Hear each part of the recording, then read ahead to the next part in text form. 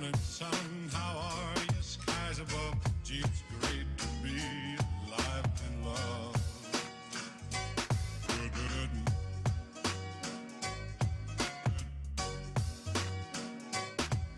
good morning, sun. Good, good, good morning. Good morning. Good morning, sun. How are you? Skies above. Gee, it's great to be alive and love. Good, good, good morning, sun. Good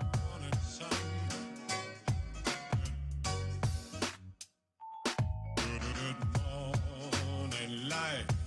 Good morning, sun. How are you? Skies above. Gee, it's great to be alive and love.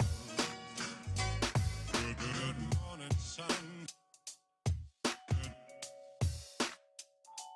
Good morning, sun. Good morning, life. Good morning, sun. How are you? Skies above. Gee, it's great to be alive and in love. And hello there. How is everyone doing? I hope you're doing well. Let me just do a quick audio check here. And okay, I think we're good. Hello, Stefan. Good to see you again. So this morning, or my morning, your evening, greetings, have a sip. I've already had my coffee, so I've moved on to water today. So the theme of this I Need Coffee episode is for professional use only.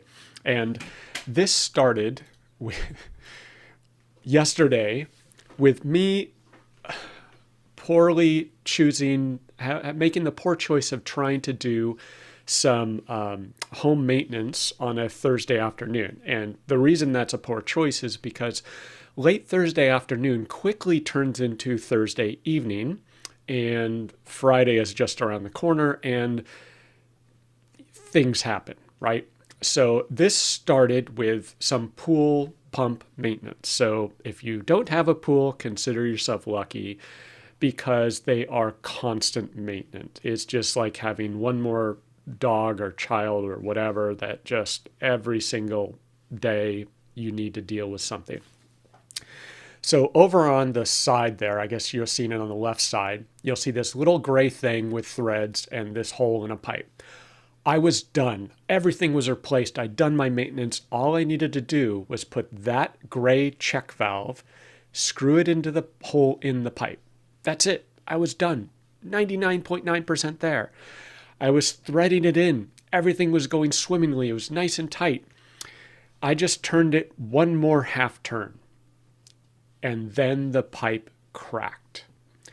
So here I have a completed maintenance job, but I have just caused myself a new problem. I've just cracked a high pressure pipe, and when I thought, I backed it out, maybe it'll work out okay. Maybe it's just a surface crack and not a full crack. I turn the pool pump back on and water starts squirting out of the crack. I'm thinking, great.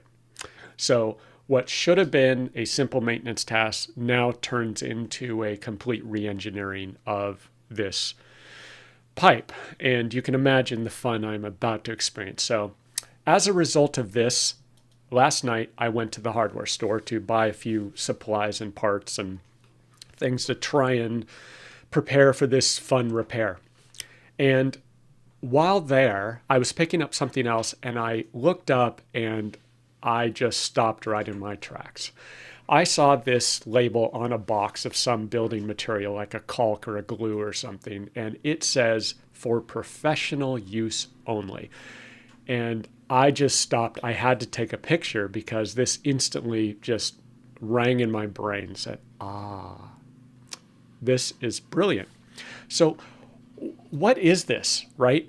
This is at my local Home Depot hardware store. It was like a tube of caulk or construction adhesive or something, you know. We're not talking like surgical instruments. We're not talking an MRI. We're not talking, you know, manned space flight components, right? We're not talking Raptor engines here. We're talking a tube of caulk at Home Depot. And I don't know if it's the same in other countries, but in the US, this phrase strangely seems to be very closely correlated with hair products and hair supplies.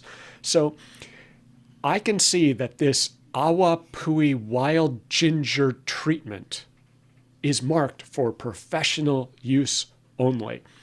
So something about wild ginger must require a professional certification, because you might be in great danger of using this hair product otherwise, apparently.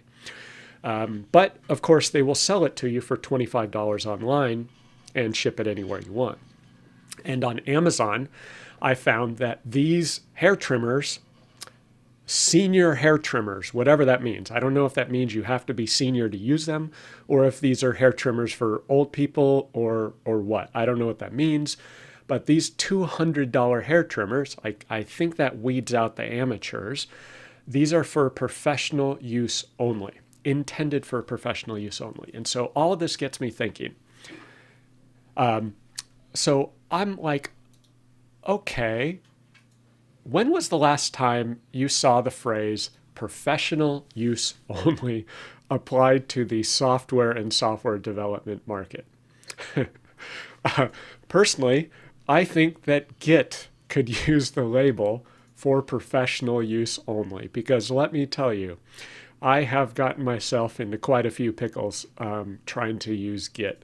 And I develop software. I don't know that I'd claim to be a professional, but Azure DevOps and Git, I think, might qualify for a professional use only label. Now that could just be me, but you know, I'd say a lot of people are using DevOps and Git and maybe don't know quite everything that they need to know. So this morning, we attended a great demo. Many people attended a great demo by Martin, about AL Studio. Amazing product. If you haven't looked at it or used it, it is a Visual Studio Code extension. So if you're doing Business Central development with AL, you can install this extension in Visual Studio Code, and it must have over 100 features. I mean, just, it goes on and on and on. The things that you can do with it and the features he's added. I mean, I didn't even know what the phrase snapshot refers to. So I actually need to ask, what does that mean? You can be in your project and initialize a snapshot, and you can have all sorts of bookmarks. You can navigate all the objects. You can see across projects in your code. Really phenomenal product. And I was keeping up the first few minutes, but then because I'm not a longtime nav developer, I've never used CAL, which kind of might have been the inspiration for many of these features. I was just like, okay, I'm out of my depth. Like I got the first few features, but when he went into some of the deeper, more complex, broader features, I didn't even know what they would be used for, because I just haven't developed with AL long enough. So should we put a stamp for professional use only here? I don't know. And well, what does that mean? What is a professional in this context of a software world or a developer world? And so I thought, okay, well, we have this Business Central exam. This one is the MB 800. This is for functional consultants. So it talks about the application functionality and using Business Central, and it's a pretty comprehensive exam.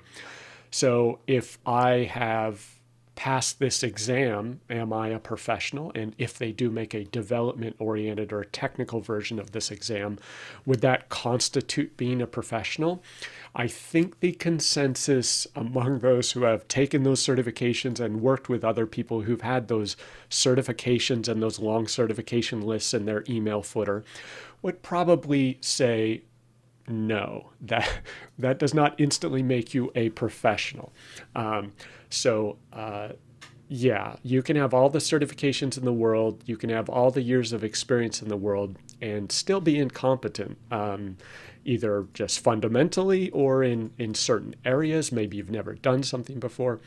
So, anyway, I just thought this was a fun journey that started with me attempting to just do basic maintenance and getting in trouble, and that leading to this entire concept of professional use only. And I'm sure many others, despite your competence, qualifications, skills, and expertise, I have a feeling that all of us have a story about doing something where we made a mistake, did one thing wrong, and it just caused catastrophic consequences. Many stories like this in IT world. For instance, I had a customer who had a RAID array, a mirrored drive pair that had problems, and I pulled the wrong hard drive. So we had to reset the mirror, and that involved pulling one drive. The mirror was fine, just the server was failing the mirror. We had to pull a drive, plug it back in, and rebuild the mirror. One day, I pulled the wrong drive. I pulled the good drive. The bad drive was over a day old, the data on it. So the customer lost a day of data. I knew what I was doing. I just pulled the wrong one. So anyway, trust me, I'm a professional. And so with that somewhat tongue-in-cheek anecdote, have a good Friday and have a good weekend. And I will be back with actual meaningful content soon. Okay, talk to you later.